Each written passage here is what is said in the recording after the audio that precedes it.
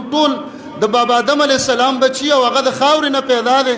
په اسلام کې به دا خبرې نه چې دا قصبګر او دا نایي. زنانه قرباني کولی شي که نه؟ چې زنانه ذبحه کوي، چاړه راکاږي. بخاري شریف کې حدیث دی، یو زنانه وه ګډه مړه کېدله، هغې سره چاړه نه وه، یو تیږه او کمر یې راواغسته تیره کاڼې او ګډه یې راونیوله، حلال یې کړله، خلکو نه خوړله. وایي زنانه په لاس ذبحه شوې ده، زنانه حلالکه کړې ده، موږ د دې غوښه نه خورو تر څو چې د رسول الله علیه السلام نه تپوس وکړو. چې رسول الله علیه السلام نه تپوس وشو، هغه ورته وفرمایل چې بالکل د دې غوښه خوړلی شئ. زنانه مسلمانه ده، خو زنانو کې جرأت لږ کم دی، زړه پکې کمی، قرباني یا وینه یا چاړه ته برداشت کمی. که یو زنانه جرأتمنده ده او وایي چې زما دا څاروی دی او تاسو یې راته راسملوئ او زه پې په خپل لاس چاړه راکاږم، نو به دست مبارک دې پې چاړه راکاږي. د دې قرباني د دې غوښه د هر څه صحیح دي. بله خبره، هغه حیوان چې په هغې کې ماشوم دا بچی وي، حمل ولري، رسول الله علیه السلام فرمایي زکات الجنین زکات امه. یو حیوان دی راوستی دی، تا ته پته نه وه یا پته وه، او د دې حیوان په خېټه کې بچی دی، حمل لري، چې کله دا حیوان ته حلال که د دې قرباني جایز ده. خو دې کې چې دننه کوم بچی دی، که هغه بچی مړ راووته نو د هغې مړ خوړل ستا دپاره جایز دي. ولې؟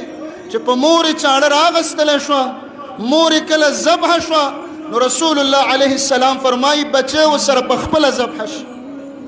او که چېرته دغه بچی ژوندی و بیا به چاړه راکاږي، او که مړ او مور یې ذبحه شوې وه د دې بچي خوړل جایز دي. خوښه دې ده، که زړه دې نه مني هغه بېله خبره ده، خو په چا به یې حرامې نه، که چا خوړلی شي. نو د دې سره بله خبره، په حیوان کې کم کم ځایونه به نه خورو. بعضې مولیانو ویلي دي لری مکروه دی، پړپوس مکروه دی، دا تړتړو دا پیپ مکروه دی، د نر حیوان د ګډ د غویي خصیتین یا انډې مکروه دي، د ملا په دې تیر کې دا سپین مازغه دي، ارامي مغز ورته وایي دا مکروه دی. دا خبرې چې چا کړې دي په قرآن او په حدیث کې په دې باندې هیڅ دلیل نشته. دا زما استاد طبیعت خبره ده. ته ورشه، بعضې لرې په بازار کې خرڅېږي چې 10 بجې ورنشي 10 پورې د هغه دیګونه ختمي. موږ پانچیو باندې ځان وجنو، څومره په شوق یې خورو. خو په عربو کې سپک شی په حیوان کې پانچې وي.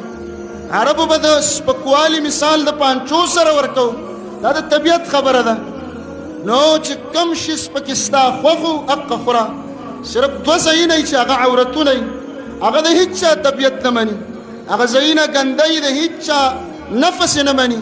باقي د نر حیوان خصیتین اڼې یا انډې خوړل، که د چا زړه مني خوړلی شي، او که زړه دې نه مني چا خوړلي په چای مه حراموه.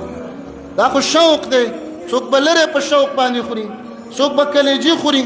پاتې شو دا ارامي مغز، قصابان لګیا د ملا د تیر نه دا ښایسته مازغه راټول کړي او دوکان سره سپی تړلی هغه ته واچي. ولې وایي دا ارامي مغز دی؟ لږ د ډاکټرانو نه هم تپوس وکړئ.